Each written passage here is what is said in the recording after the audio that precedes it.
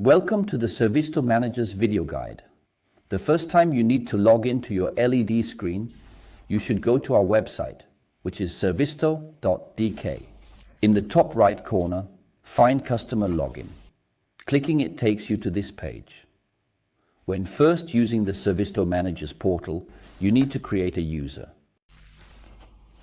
You will either have most likely received an email with a direct link, or the link may have probably been included in an email.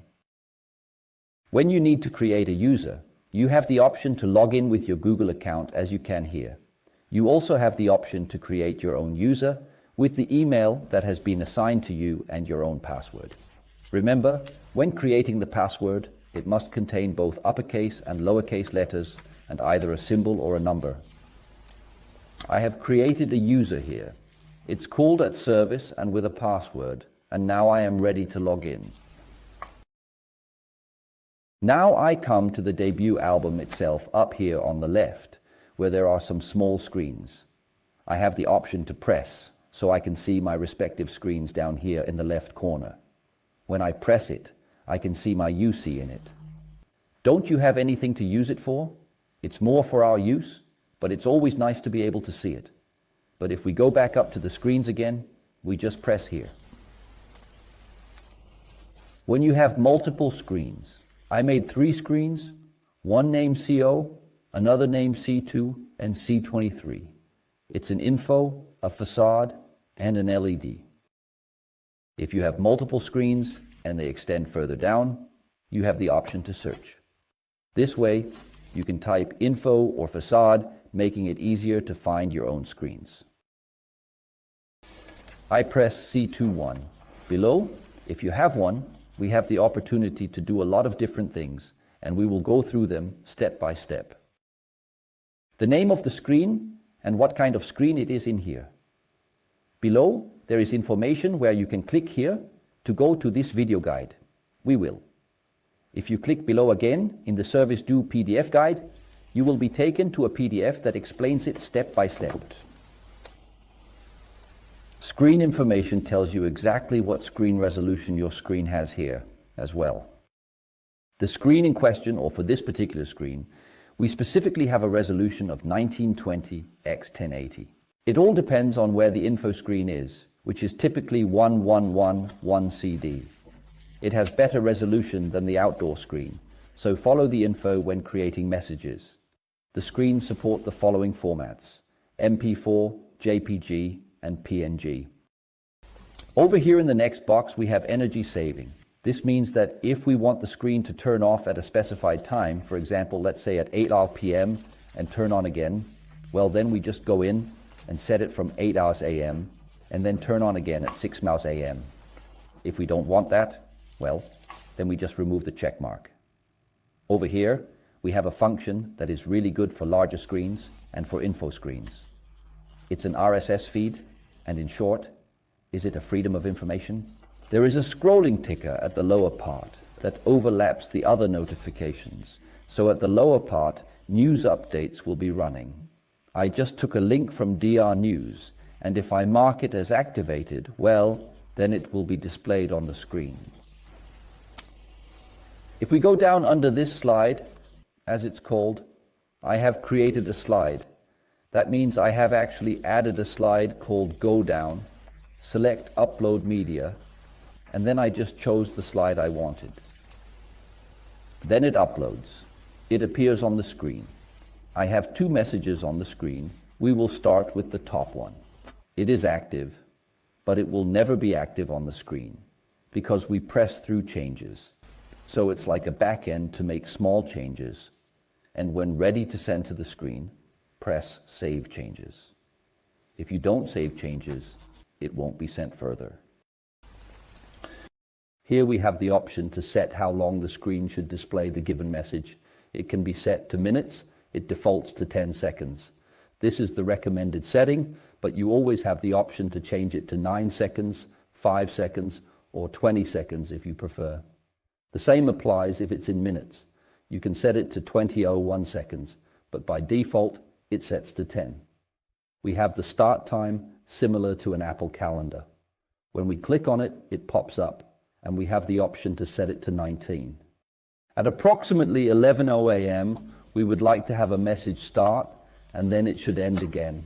On the 20th at 11:00 a.m. in the morning, so it starts on the 19th and ends again on the 20th.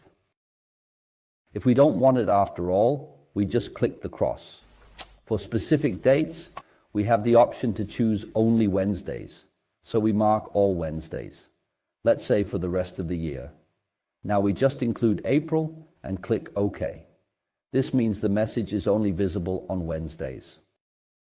And if you have a specific interval on that Wednesday, you can choose it down here. So you check the boxes and set the daily interval time and EEEE in time. In short, if you were a baker and you could have liver pâté on Wednesdays, you could put in a message with liver pâté, and then you could set it to on, and then the message would only be selected and resisted.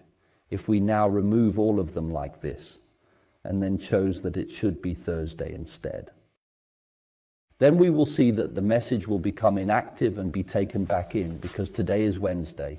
We will remove it. So we have a function display on other screens, and today we are lucky enough to have 3 screens that are active. That means we have an info screen inside the office, a facade screen facing the main road, and an LED pylon towards our entrance area.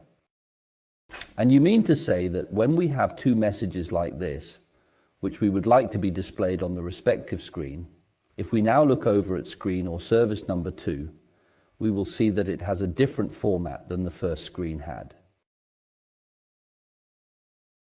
1920 and the same here, so it's called 1625. But the pilot mentions that the screen resolution will be 208 x 312, and that's the actual message depending on how the LED screen is.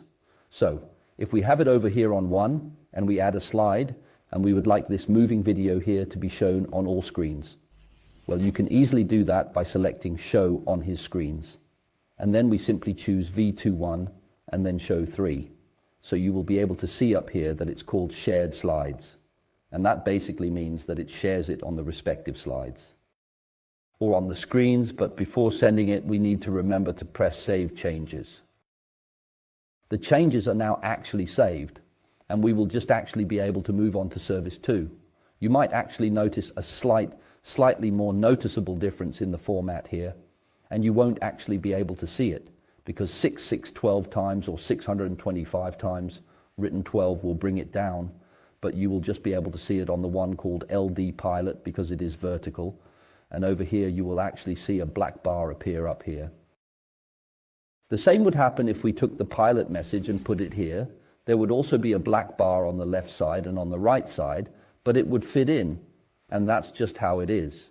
You can't stretch it out because then it gets distorted, but you do have the option to drift.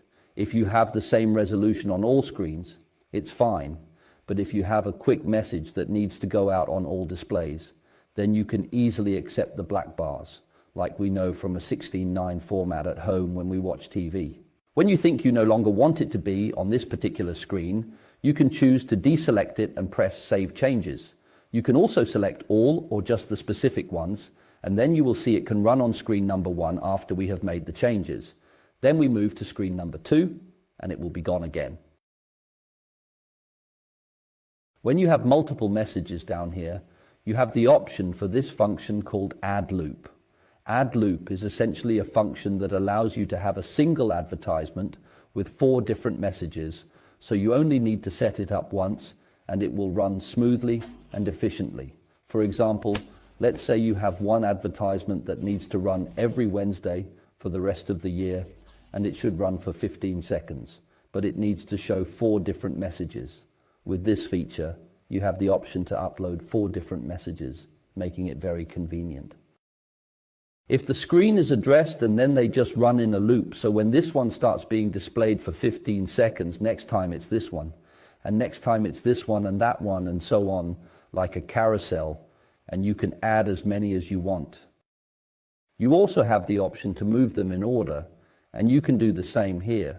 If you want to move them, just drag them up with the mouse. The way it looks here, it will also look on a smartphone and tablet.